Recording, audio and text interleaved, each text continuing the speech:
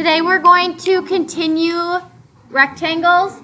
So just like with parallelograms, what we're going to do is prove that our quadrilateral is a rectangle on a coordinate grid.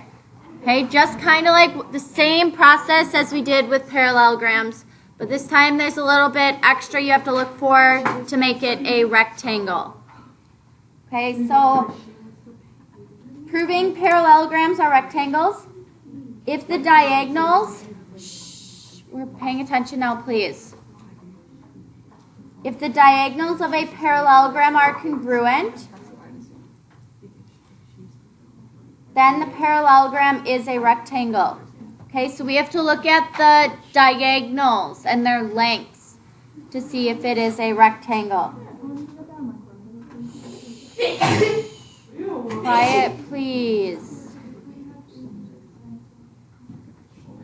So in the coordinate plane, you can use the distance formula, the slope formula, and properties of diagonals to show that a figure is a rectangle. Okay, so we're going to go through an example. Please stop talking now and pay attention. So our example right here, we have quadrilateral ABCD with the following vertices. And we want to determine whether that quadrilateral is a rectangle. So our first method, just like when we were proving parallelograms, is going to be the slope formula. Okay, so we're going to find the slope of all four of our sides of that quadrilateral. So here we want to find the slope of segment AB. Well, AB is right here. Okay, since I have a graph of it, I can just use the graph, and to find your slope, it's going to be your rise over your run. Okay, so from A to B, I go up 1, 2, 3. And then I go right 1.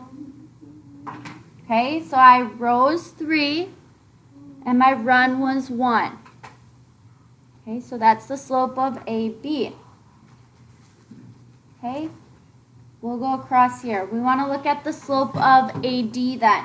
So point A is here, point D is here. So again, we want the rise over the run. So from D to A, I need to go up 2. Okay, that's going to be your rise. Then my run, I'm going to go left 1, 2, 3, 4, 5, 6. Now if I go left, that makes that negative. And I want left 6. Now I can reduce this fraction. So I get negative 1/3. Okay, my next slope I'm going to look at is CD, so between point C and D. So from point D, my rise is 1, 2, 3. So I go up 3, and I'm going to go right 1. So that will be your run. Yes, this equals 3. And you can write it like that, or you can keep it as 3/1. Okay, the last one is segment BC. So from point B to point C. Again, I want that rise first. So I'm going to go from C to B. So I'm going to go up 1, 2. And then to get to B, I'll go left 1, 2, 3, 4, 5, 6. Okay, and again, since I'm going left, it is negative. And I cannot reduce that to negative 1/3. Okay, so now that I've found all of my slopes of each of those segments, okay, since the slopes of your opposite sides are congruent, okay, my opposite sides were A, B, and CD. Okay, A, B, and CD, both of their slopes are 3. My other two opposite sides were AD and BC. And those two were congruent.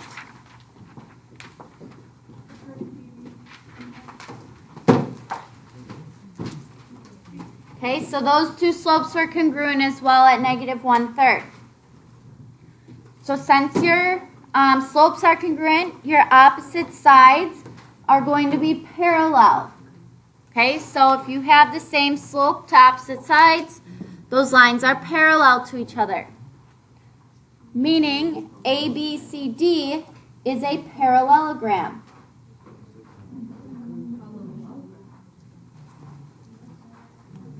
Okay, so that is a parallelogram.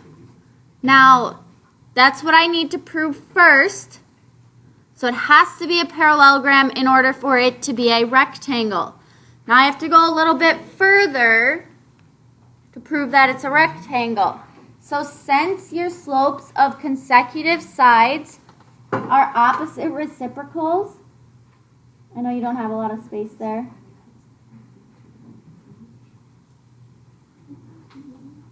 Okay, if you look at your two slopes of your consecutive sides, so if I look at AB and AD, I have a slope of 3 and a slope of -1/3. Okay, they are opposite because one is positive and one is negative. And then your reciprocal, since I had 3/1, I get 1/3. Okay, that's when you flip your fraction. So they are opposite reciprocals. Okay, that means consecutive sides form right angles.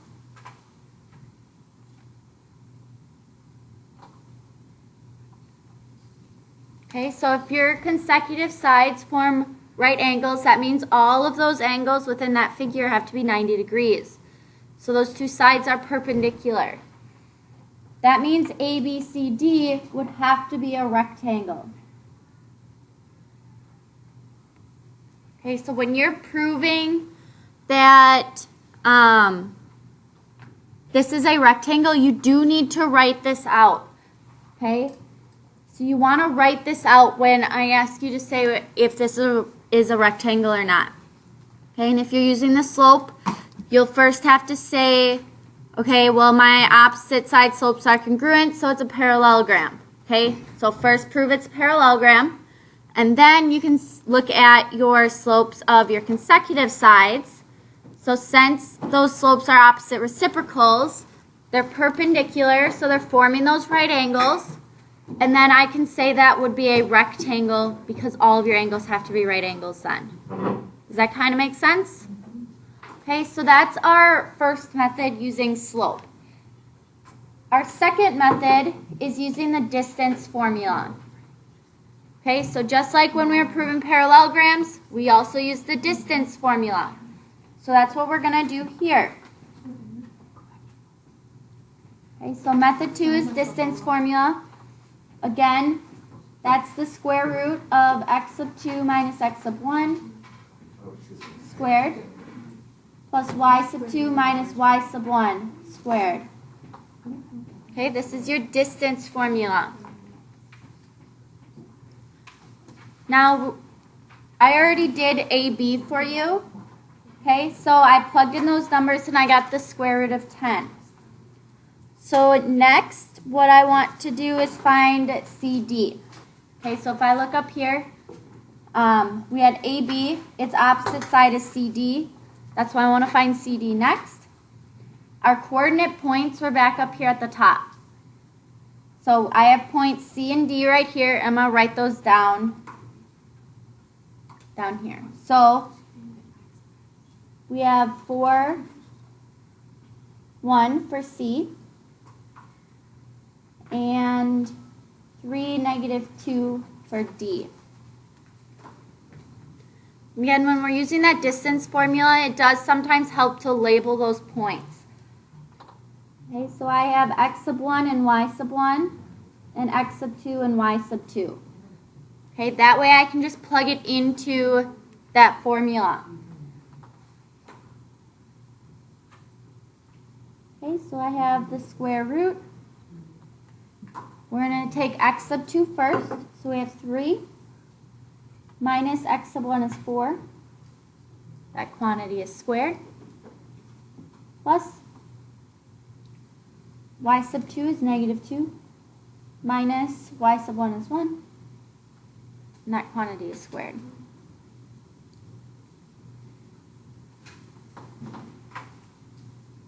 Okay, so we have the square root. We have 3 minus 4, that's negative 1. What's negative 1 squared? 1. Okay, negative 1 squared is 1. Then I have negative 2 minus 1, that's negative 3. What is negative 3 squared?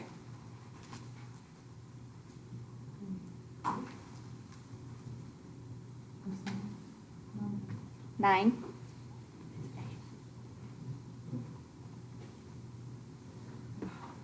Okay, so I do end up getting the square root of 10, and again, I'm just going to leave it like that. Okay, next I want to find those other two opposite sides. So again, I'm going to use my coordinate points back from the very top here. So this is where I'm getting those coordinate points from. So I need B and C for my next one. So I'm going to write those out again. So point B is at negative 2, 3, and point C is at 4, 1. And again, you can label each of those coordinate points just so it's easier to plug into that formula.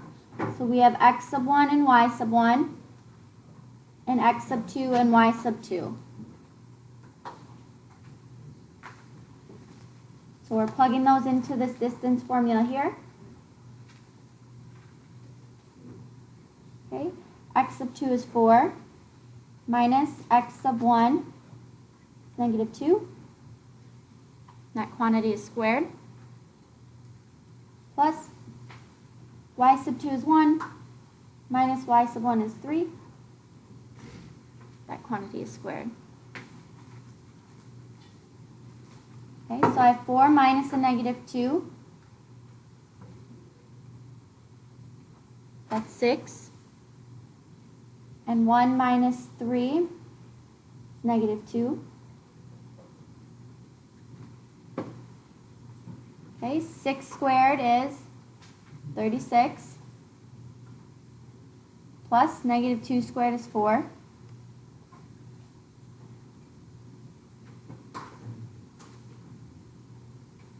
To get the square root of 40.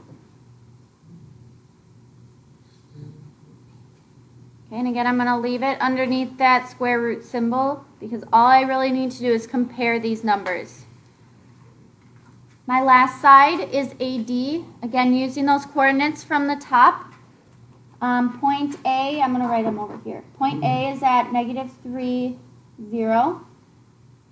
And point B is at negative, or D, sorry, is at 3, negative 2.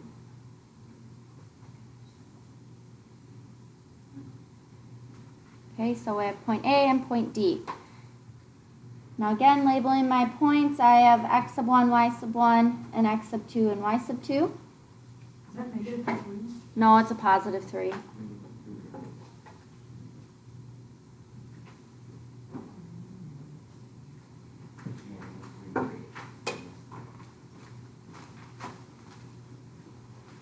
Okay, so plugging these into my formula here, we're looking at x sub 2 is 3 minus x sub 1 is negative 3. Then y sub 2 is negative 2 minus y sub 1 is 0.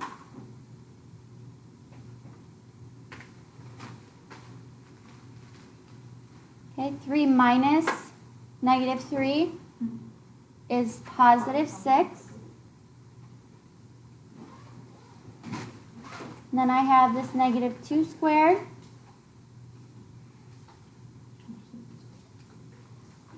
Okay, that will be equal to 36 plus 4, which again is the square root of 40.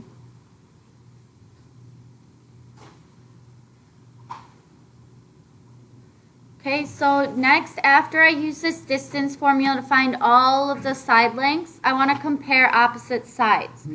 So my opposite sides in my quadrilateral here would be A, B, and C, D. I want to make sure those are the same. Okay, they're both the square root of 10. And I want to make sure my other two opposite sides, BC and AD, are the same. They're both the square root of 40. So they are the same. So since opposite sides are congruent, ABCD is a parallelogram. So again, just like with your slope, you first want to prove it's a parallelogram. So since those opposite sides are congruent, it is a parallelogram. Next, what you want to do is find the length of the diagonals.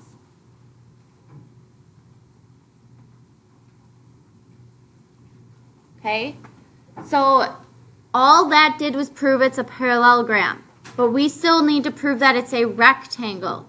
So in order to do that, one of your properties of rectangles is that your diagonals are congruent. So we want to see if our diagonals are also congruent. So that means I need to find the distance from A to C and B to D. Okay, so up here, I got B to D because that's that diagonal, and A to C because that's that diagonal. So again, we're just going to use our coordinates that we were given, and again, just plug it into our distance formula right here. Okay, so we have points A and C. Point A is at negative 3, 0, and point C is at 4, 1. Again, labeling those, I have x sub 1 and y sub 1, and x sub 2 and y sub 2.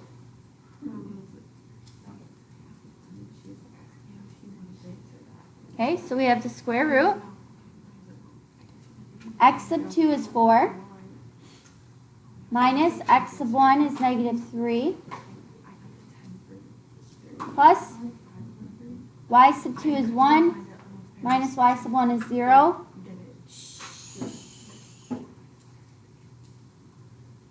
So I have 4 minus a negative 3. That's 7. So I have 7 squared plus 1 squared. That's the square root of 49 plus 1, which is equal to the square root of 50. And again, I can leave this one in that square root form as well. Okay, the last one I need to do is that last diagonal, which is BD. Okay, so point B is at negative 2, 3, and point D is at 3, negative 2. Again, just label those points. So we have x sub 1 and y sub 1, and x sub 2 and y sub 2. And again, we're just plugging it into our distance formula. So x sub 2 is 3, minus x sub 1 is negative 2. Y sub 2 is negative 2, minus y sub 1 is 3. Our quantity squared. Okay, so here we'll have 3 minus negative 2 is 5 squared, plus negative 2 minus 3 is negative 5 squared. Okay, so we have the square root of 25 plus 25. Because again, when you square that negative, it does become positive. So we will end up with the square root of 50. Okay, they are the same. And in order for it to be a rectangle, your diagonals distances have to be equal. So since the diagonals are congruent, ABCD would be a rectangle. And again, you do want to write that out. Okay, don't just give me the distances and then not say anything about it. You have to say, because these are congruent, it is a rectangle. Okay? Just like with your slope, because your slopes are opposite reciprocals, this is a rectangle. Okay, so you have to write that part out, not just write out what each slope is, and then I don't know if you know what you're talking about. So write it out so I understand what you mean. Any questions on our two different methods here?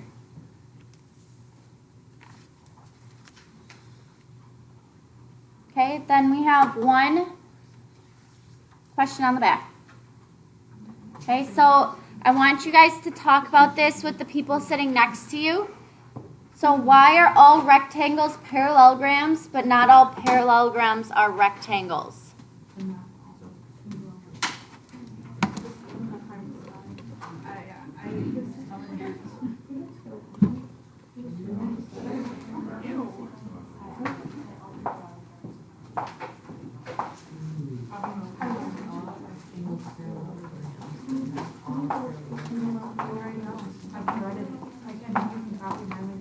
I know the ACP room.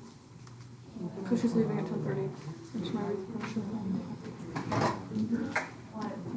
Hey, where's all the other stuff? I have all the stuff.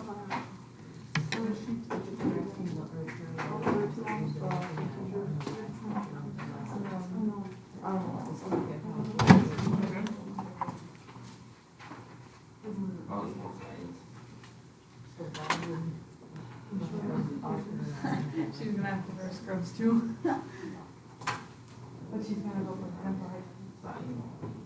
And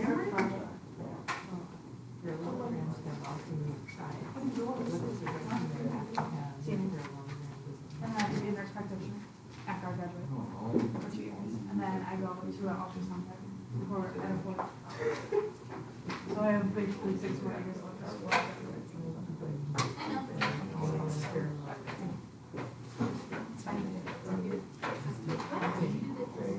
I really like your thing. I have one. You are? Oh, okay.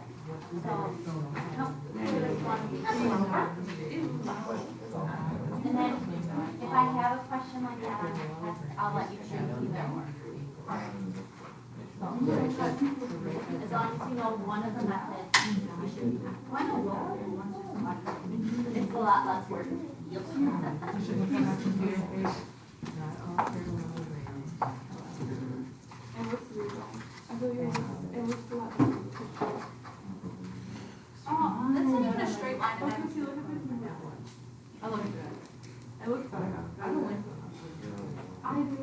Oh, it's so funny. It's like hard.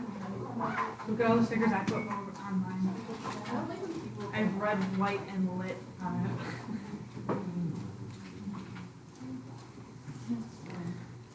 All right, I'm gonna write out what I have for this question. First, what is the difference between just a parallelogram and a rectangle? What does a rectangle have that a parallelogram doesn't need? 4 sides. 90-degree angles. Okay, so rectangles have to have 90-degree angles. Parallelograms don't.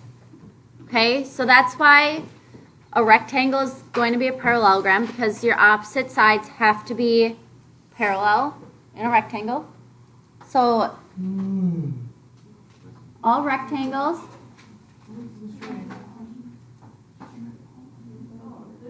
are parallelograms because both pairs of opposite sides are parallel.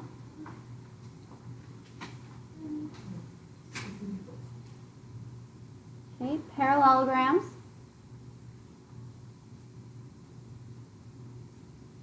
with right angles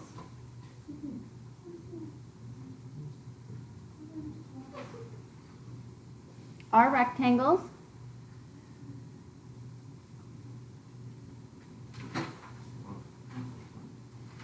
So some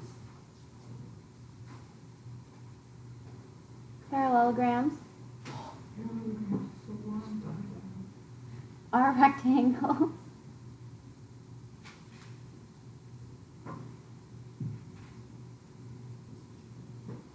But others, Alright, we don't need to write a whole story. yep, with, I'm almost done. Non-right angles My neck's gonna break if I keep doing and that. Told you I was almost done. Okay, so again, you want to think about back to those properties of parallelograms and rectangles. So parallelograms, your opposite angles do need to be congruent, but they could be, say, like 30 degrees each. Okay? But in rectangles, each of those angles has to be 90 degrees. Okay, that's a specific property of a rectangle. Does that make sense?